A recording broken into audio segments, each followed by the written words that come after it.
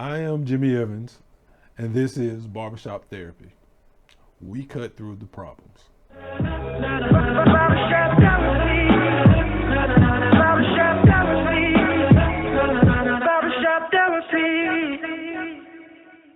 All right.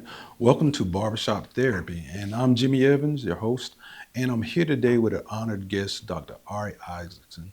He is a interventional radiology. You got it. You nailed it. Interventional radiologist.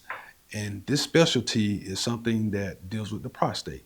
And so we're here today to talk about how the prostate definitely affects men of color, stats that come along with that to kind of see how we can help out people possibly thinking about this and using this procedure as an alternative to other more invasive procedures. So, Dr. Isaacson, thank you for being here. Thanks for having me.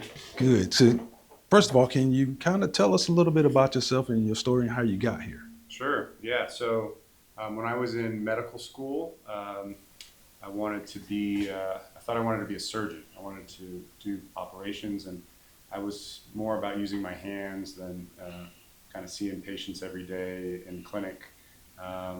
And so I decided to pursue surgery, but then I realized that maybe that lifestyle, the surgery lifestyle, wasn't really for me. So I was looking for a specialty where I could do procedures, but they were a little more short-term and allowed for a little better lifestyle. And so I found out about interventional radiology, which is a subspecialty of radiology. And the reason it's a subspecialty of radiology is because we use imaging.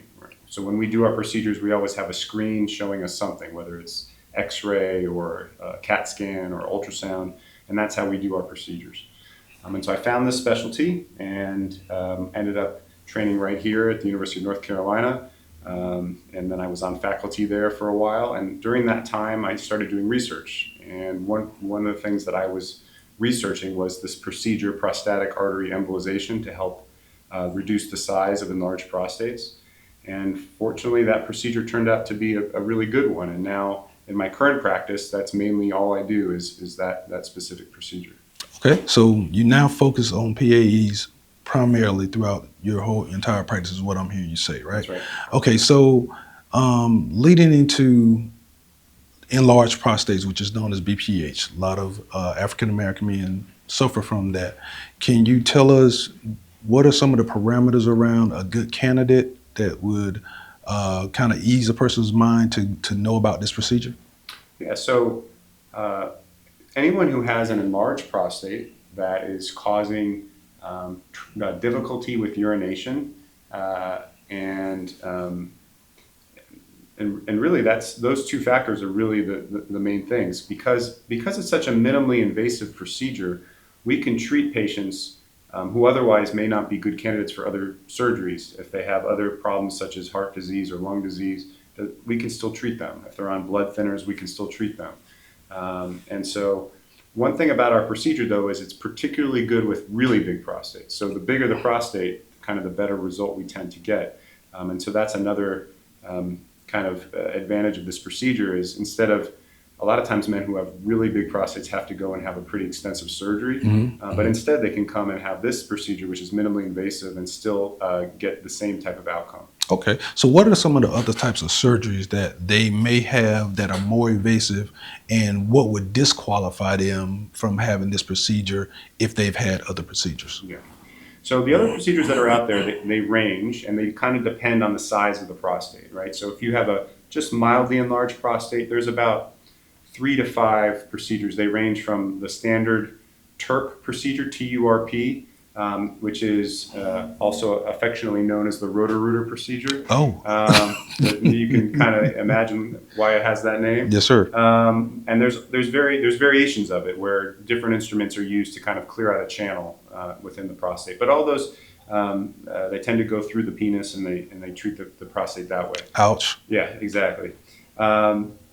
And then once you get to the bigger sizes, now you have to use a more powerful laser to treat the prostate, okay. Or you actually have to have a surgery where they remove the prostate altogether. So when before removing the prostate, using the laser procedure, so essentially you're just going in, cleaning out, vacuuming out that that dead tissue Yeah, and bring it out. Could you kind of relay that in layman terms so sure. people, that may not be Yeah, familiar with the yeah. procedure, what that entails? Yeah, so, pardon the details, but that's what Yeah. we got to do.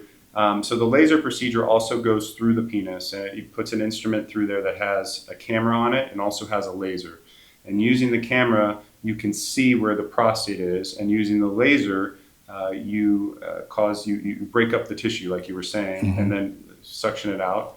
And so you're just creating a big channel in there so that the urine can now come out from the bladder through the penis.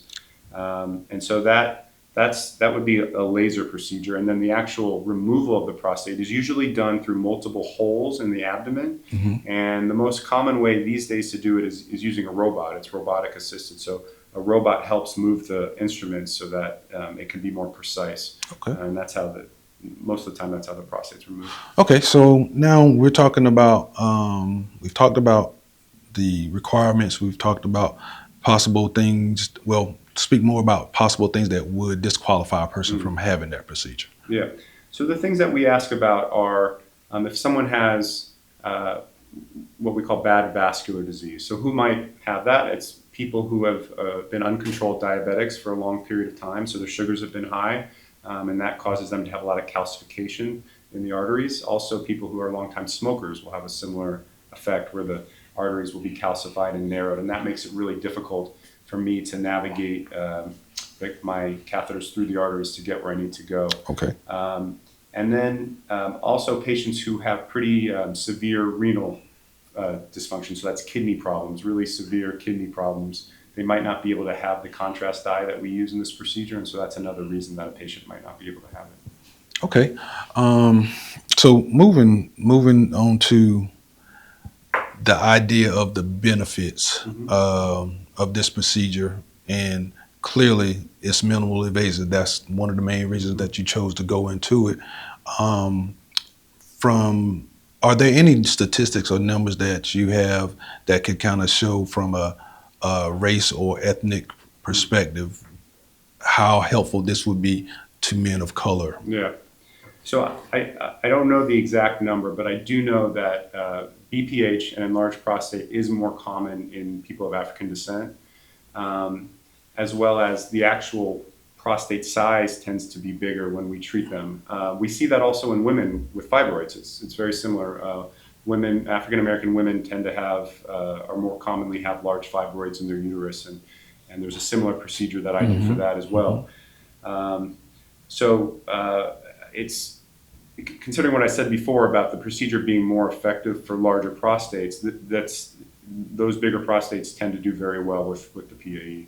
Okay, and so in figuring out when we were working through those benefits, the imaging that you refer to. So if say for instance, an individual will come to you and they have images and it's showing prostate size, can you give us an idea of prostate size that says great candidate, not a great candidate? Yeah. So the prostate, when it's normal, is about the size of an almond, okay, or a walnut rather. Sorry, a walnut. I got my nuts mixed up. So a walnut. You can imagine, about this big. As it gets enlarged, it's mildly enlarged. You may say, well, now it's kind of the size of maybe a ping pong ball or just a little bit bigger than that. As it gets bigger than that, now we're talking about a tennis ball or now even one of those mini basketballs. That's really big, right? So kind of we're looking at, for this procedure, we want to kind of have at least the tennis ball type size. And just for numbers wise, we usually talk about prostate in terms of grams. So 30 grams would be a normal prostate. And for this procedure, we're looking at usually about 50 grams and up. Okay. And there's no upper limit. We can do we've done as high as 600 grams, believe it or not. I mean, that's like almost like a woman with a pregnant uterus. It's that big. Okay. But that's the beauty of this procedure, is we can treat extremely large prostates. Amazing. That's good information to hear. So as we're thinking about, as a patient, I've actually had the procedure, Yeah. and I'm seeing the benefits over the last 6 months. I done it back in March, I Sounds believe. about right. Yeah. And so over time, what is the progression of the benefit from 6 months to 1 year to 3 years, whatever you've seen in your research? Yeah, so usually people plateau somewhere. So, the improvement happens in the first 3 months mainly, right? And then at the 3 month to the 4 month mark, it tends to plateau out and it kind of stays level. And now there are going to be some times where it's going to be a little bit better and a little bit worse, but it usually comes back and it tends to stay pretty similar um, for on average about 5 years. Some people have, and for some people it lasts longer. We have some patients that are still doing well at 10 years after their procedure, and other patients, for some reasons, come back after 2 or 3 years and say it's starting to get bad again. In those circumstances, usually we can repeat the procedure and get them back to where they were. And so it's always a good opportunity when I find out about that. I can tell them that that's a possibility for them.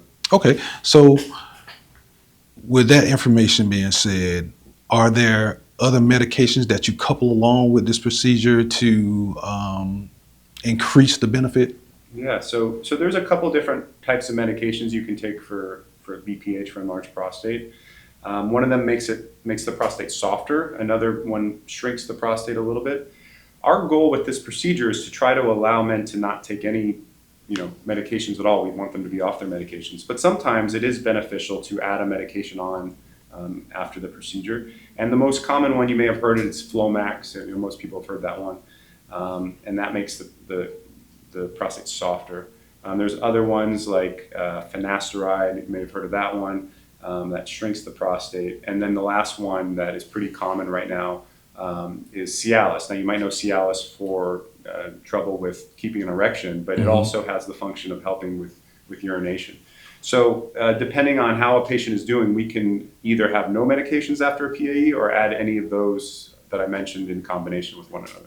Okay, so side effects Yeah. of the PAE and those medications. Yeah. What are some of the lesser known side effects that you would want people to know about through our conversation here today? Yeah. So let's start with the PAE procedure side effects. Okay, the main ones that we tend to see. So first, let's talk about what we expect to happen. So there are certain side effects that we expect in the first few days after the procedure, and you may have experienced them. We expect an increased frequency of needing to urinate, a burning a little bit when you urinate, maybe urgency, like you have to go immediately, and those symptoms tend to last anywhere from the first 3 days to the first week, and then they settle down. So we expect all those. Other ones that we don't necessarily expect but tend to be pretty common are blood in the urine or blood in the stool. When I say pretty common, I don't mean everybody gets those, but about 10% of patients or so. And if that happens, it usually resolves on its own, so it's not something that needs to be treated, and it's kind of a minor thing. There are other small things that can happen, like getting a collection of blood under the skin where we puncture the artery. That's pretty rare, but that's something that we can also treat here in the office. So those are kind of the main things that happen. The great thing about PAE, it has very little effect on sexual function, which is one of the differentiators from other procedures for the prostate. Now, when we talk about those medications you're asking about, there are side effects to those as well. For example, the most common one, which is called Flomax, or maybe you've heard the generic is tamsulosin is the generic name. That tends to cause things like lightheadedness or stuffy nose. It can also cause something called retrograde ejaculation. That's where when a male orgasm happens, the ejaculate goes backwards into the bladder instead of coming out. So some people call it dry ejaculation because nothing comes out, but that can also cause that. The finasteride has a lot of side effects. That's one that can get a little, I think it's a nasty med, but it inhibits the function of testosterone in some ways. So it can cause things like low libido or erectile dysfunction. In some men, it can even grow breast tissue. And you can imagine this is not something that men are really appreciating. The one thing that it actually does that may be helpful, and this applies to you in your profession, is it grows hair. Correct. Correct. So that's one thing that may be a positive. And the last one is Cialis, and that one really, it doesn't have much of a side effect profile. I mean, it helps with erectile dysfunction to a certain degree, and it also helps with BPH mildly, but it doesn't really have anything as far as that we know that's negative about it. Okay, so thank you for that. And guess now, since you mentioned sexual function, a lot of people gonna want to know, how is this going to affect my sex life? Right. The benefits of BPH, or the negative side of BPH, is low libido, uh, low sperm count, all the things that come along with it. Once you have the prostate embolization Mhm. to combat the BPH, what are some of the benefits of a healthy sexual life? Yeah. So a lot of the sexual side effects that we see associated with men who have enlarged prostates are actually due to the medications they're taking, not actually the enlarged prostate itself. So those medications that I just went through with those side effects, that's what leaves a lot of men struggling, either having low libido or having that retrograde ejaculation. And so one of our goals in doing the PAE is to get men off of those medications so that those side effects go away. And we see that in a lot of cases where once they stop taking the medications, their sexual function gets better. Okay. So the procedure itself doesn't actually improve sexual function, but allowing men to not take their BPH medications anymore does. Okay. Excellent. Excellent. Diet. Are there any suggestions that you might have for good prostate health diet wise? Yes. So what's been shown is really any diet that is a low inflammatory diet tends to work best for the prostate. The enlargement of the prostate tends to be a function of inflammation. We hear a lot about inflammation, kind of this systemic inflammation in our bodies that are affecting our arteries, our heart, all these things. It also affects our prostate. So the more inflammatory diet you eat tends to cause more prostate problems. Well, the next question is, what's an inflammatory diet? Well, I've heard there's a lot about this in the news lately. But basically, foods that are highly processed, a lot of fast foods, those type of things tend to cause a lot of inflammation in the body. So the more that you can eat a whole diet, which includes fruits and vegetables and grains and not things that have been highly processed, like unfortunately all the stuff that tastes really good, like McDonald's and Taco Bell and Mm-hmm. Chick-fil-A and all that stuff that we love, unfortunately falls into that highly processed category. So the more that you can avoid those type of foods, the better off you'll be with your prostate health. And I know for a fact that most of us, time wise, don't have the time to cook that well balanced meal on a daily basis, but that is a part of the better overall health. Are there any other things that associate to your prostate health, outside of diet, medication, and procedures, that you can think of that would be beneficial for people to know from a medical standpoint? Yeah. So they tend to be the things that are good for your prostate are the same things that are good for your overall body. So when we talk about, we kind of spoke about diet already. That was the first thing. So eating a more nutritious whole food diet without highly processed foods. The second one is exercise. So the more that you can keep yourself in shape, get regular exercise, whether it's weight training or cardio or running or biking or whatever it is, that's also going to be helpful for your prostate. Sleep, getting good sleep at night. So getting a good 7 to 8 hours of sleep each night, uninterrupted, is going to be helpful also for your prostate. And lastly, stress. Trying to maintain a low stress lifestyle. All those things reduce inflammation in your body and help your prostate to not be inflamed. Amazing, amazing. And again, I really appreciate you taking the time out your busy day, because I know you running people in and out of Yeah. here, making sure people are healthy. Before we wrap this up, are there any misnomers or just things that people might have contention about coming in for the PAE that you'd like to dispel?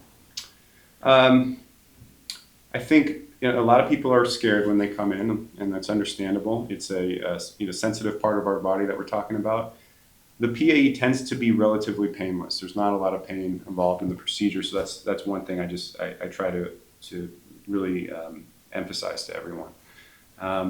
And then the other thing I would say is that it's really important, if you are having urinary symptoms, to not wait, because a lot of people say, "Oh, I'm going to do a procedure," Mm-hmm. when my urination gets really bad.